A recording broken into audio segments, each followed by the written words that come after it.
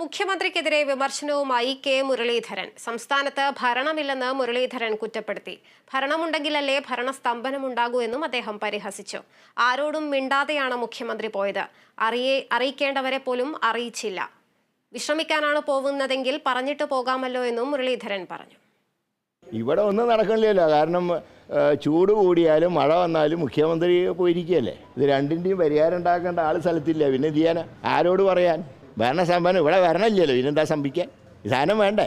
ഭരണം ഉണ്ടെങ്കിലല്ലേ സംഭവിക്കുള്ളൂ. ഇല്ല ആ സംഭവം. ഓരോരുത്തർ ഓരോ വഴിക്ക് പോയി. ഒരാൾ സിംഗപ്പൂരിലേക്ക് പോയി, വഴിയുള്ളവർ തന്നെ ടൂറ് പോയി. മഴക്കാല ശുചീകരണം പോയിട്ട് ഒന്നും നടക്കുന്നില്ല. അവിടെ വിശ്രമിക്കുന്നതിൽ കുറ്റമില്ല. വിശ്രമിക്കുന്നതിലല്ല കുറ്റം.